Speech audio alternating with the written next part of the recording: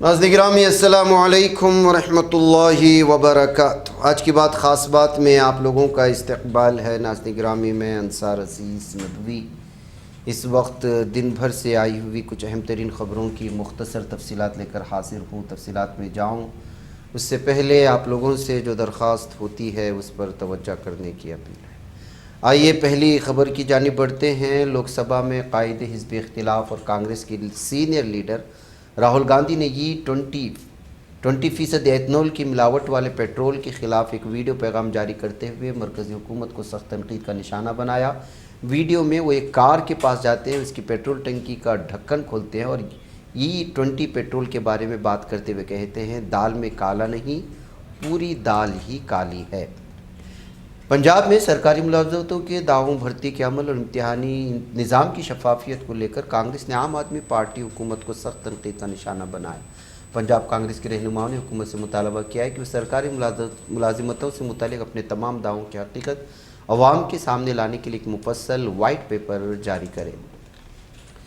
جھارکھنڈ کی راجدھانی رانچی میں JPSC اور JSC کی بھرتی امتحانات میں بے ضابطگیوں کے خلاف جاری طلبہ تحریک کے دوران آل انڈیا اسٹوڈنٹ ایسوسی ایشن کی قومی صدر میں نیہا بورا پر جمعہ کو ایک شخص نے سیاہی پھینک دی۔ یہ واقعہ اس وقت پیش آیا جب وہ جے پال سنگھ منڈا اسٹیڈیم میں بھوک ہڑتال پر بیٹھے طلبہ سے ملاقات اور اظہار یکجہتی کے لیے پہنچی تھی۔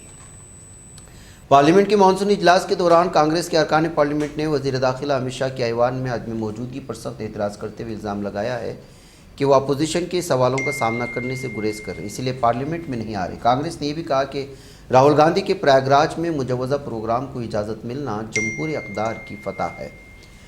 تمل ناڈو کے وزیر اعلیٰ وجے کی بیوی سنگیتا نے طلاق کی عرضی واپس لی، عدالت نے مقدمے کا کیا نمٹارا۔ جی ہاں ناظرین گرامی، سنگیتا نے جمعہ کے روز چینگل پٹو کے قریب واقع فیملی کورٹ میں دائر اپنی طلاق کی عرضی واپس لی۔ وہ ویڈیو کانفرنسنگ کے ذریعے عدالت کے سامنے پیش ہوئی۔ سماعت کے دوران انہوں نے اپنی عرضی پر مزید کارروائی نہ کرنے کی وجوہات سامنے رکھی۔ اس کے بعد عدالت نے ان کی عرضی کو واپس لیا اور تسلیم کرتے ہوئے پورے مقدمے کو نمٹا دیا۔ معلومات عدالت کے سرکاری ذرائع نے دی ہے۔ مدھیہ پردیش میں معمول سے کم بارش کے باعث زرعی سرگرمیاں شدید متاثر ہو رہی ہیں۔ ریاستی کانگریس کے صدر جیتو پٹواری نے کہا کہ مدھیہ پردیش کے 48 اضلاع میں خشک سالی جیسے حالات پیدا ہو چکے ہیں اور دھان، سویابین اور مکئی کی فصلیں بارش کی کمی اور کیڑوں کے حملوں کی وجہ سے تباہی کے دہانے پر پہنچ چکی ہیں۔ انہوں نے ریاستی حکومت سے مطالبہ کیا کہ کسانوں کی فوری امداد کے لیے خصوصی راحتی پیکیج کا اعلان کرے۔ ہندوستانی فضائیہ کو اس وقت ایک بڑی کامیابی حاصل ہوئی جب اسکواڈرن لیڈر بھاونا کنٹے نے ہندوستانی فضائیہ میں ایک نئی تاریخ رقم کر دی۔ وہ گوالیار میں واقع tactics and air combat development establishment fighter combat leader course مکمل کرنے والی پہلی خاتون پائلٹ بن گئی۔ یہ کامیابی اس لیے بھی خاص ہے کہ 20 ہفتوں پر مشتمل اس مشکل پروگرام کے لیے فضائیہ کے بہت کم پائلٹس کا انتخاب کیا جاتا ہے۔ سپریم کورٹ نے نیٹ UG کے 6 امیدواروں کی اس درخواست کو خارج کر دیا جس میں الزام لگایا گیا تھا کہ انہوں نے اپنی OMR شیٹ میں جوابات درج کیے تھے۔ وہ نیشنل ٹیسٹنگ ایجنسی کی جانب سے اپلوڈ کی گئی اور OMR شیٹ سے مطابقت نہیں رکھتی۔ عدالت نے درخواست گزاروں کو اس معاملے میں دہلی ہائی کورٹ سے رجوع کرنے کی ہدایت دی ہے۔ ہماچل پردیش میں جاری موسلا دھار بارش نے ایک بار پھر معاملاتی زندگی کو بری طرح متاثر کیا۔ ریاستی ایمرجنسی آپریشن سینٹر SEOC کی جانب سے جمعہ کی صبح 10 بجے جاری کی گئی رپورٹ کے مطابق ریاست میں 145 سڑکیں آمد و رفت کے لیے بند ہیں، 224 بجلی کے ڈسٹریبیوشن ٹرانسفارمر بند پڑے ہیں اور 14 پینے کے پانی کے پروڈکٹس بھی متاثر ہوئے ہیں۔ نیٹ UG 2026 کے پیپر لیک معاملے میں CBI کی چارج شیٹ نے نظامی امتحان پر سنگین سوالات کھڑے کر دیے۔ تفتیشی ایجنسی نے دعویٰ کیا کہ پرچہ کسی پرنٹنگ پریس سے لیک نہیں ہوا تھا بلکہ نیشنل ٹیسٹنگ ایجنسی کے لیے کام کرنے والے مضمون کے ماہرین نے اپنے مجاز رسائی کا غلط استعمال کرتے ہوئے سوال نامہ باہر پہنچا۔ اس معاملے میں دائر چارج شیٹ پر دہلی کے راؤز ایونیو کورٹ آئندہ 10 اگست کو نوٹس لے گی۔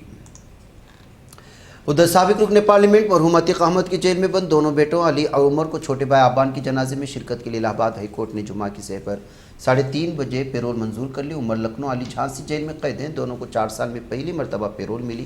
عدالتی حکم جیل پہنچنے کے بعد دونوں کو پریاگ راج پہنچنے میں 6 سے 7 گھنٹے لگ سکتے ہیں۔ ایسے میں آبان کی تدفین جمعہ کی دیر رات یا ہفتے کو کی جا سکتی ہے۔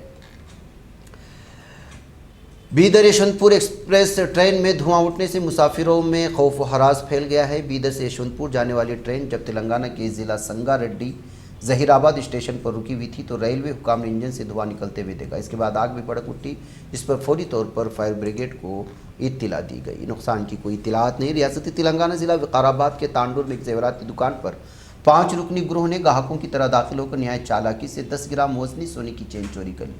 پولیس کے مطابق برقع پہن کر عام گاہکوں کی طرح دکان میں داخل ہونے والی اس ٹولی کے ارکان نے ملازمین سے مختلف زیورات کے ڈیزائن دکھانے کی درخواست کی۔ زیورات دیکھنے کا ڈرامہ کرتے ہوئے انہوں نے منصوبہ بندی کے تحت دکان کے ملازمین کی توجہ دوسری جانب مبذول کرا دی اور وہ 10 گرام کی سونے کی چین چرا کر فارغ ہو گئے۔ بلکہ CCTV کیمرے فوٹیج میں ساری چیزیں آ گئی ہیں۔ تھائی لینڈ میں 9ویں جماعت کے 14 سالہ طالب علم کے سر پر ایسا خون سوار ہوا کہ اس نے اپنے اسکول میں قتل عام مچا دیا۔ اس نے اساتذہ کے سینے میں گولی ماری اور اپنے ہم جماعت طلباء کو بھی نہیں چھوڑا۔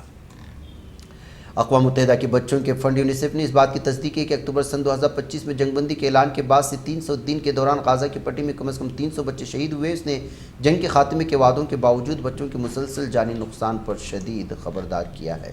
مقبوضہ بیت المقدس کے شمال میں واقع قلندیہ کیمپ اور کفر عقب قصب سے جمعہ کے روز قابض اسرائیلی فوج کے انخلاء کے بعد عوامی اور نجی عملہ کو پہنچنے والے وسیع نقصانات کا تخمینہ سامنے آ گیا، جو کہ مسلسل 2 دنوں تک جاری رہنے والی سفاکانہ جارحیت کا نتیجہ ہے۔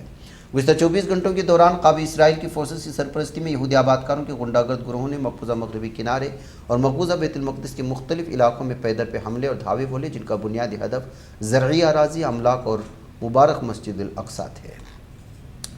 قابض اسرائیلی فوج نے جمعہ کے روز غزہ میں جنگ بندی کی متحد کی خلاف ورزیوں کا سلسلہ جاری رکھا۔ پٹی کے مشرقی اور جنوبی حصوں کے مختلف حصوں میں شدید گولہ باری اور فائرنگ کرتے ہوئے ظالم درندوں نے اور شیطانی چیلوں نے اپنی درندگی جاری رکھی۔ مقبوضہ بیت المقدس شہر نے جولائی سن 2026 کے دوران ایک وسیع ظالم صہیونی درندوں کی درندگی اور ان کی کشیدگی کا مشاہدہ کیا، جس نے مسجد اقصیٰ اور شہر میں فلسطینی وجود کو نشانہ بنایا۔ یہ کشیدگی قتل، گرفتاریوں، مسماری، بستیوں کی تعمیر، املاک پر قبضے اور یہودی آباد کاروں کی ریکارڈ توڑ دھاؤں کے ذریعے سامنے آئے، جس کے ساتھ نمازیوں پر سخت پابندیاں بھی عائد کی گئی۔ یہ سب کچھ القدس کی شناخت، اس کی مذہبی اور آبادیاتی حقیقت کو تبدیل کرنے کی مسلسل پالیسی کا حصہ ہے۔ ناظرین، مجھے اجازت دیں۔ السلام علیکم ورحمۃ اللہ وبرکاتہ۔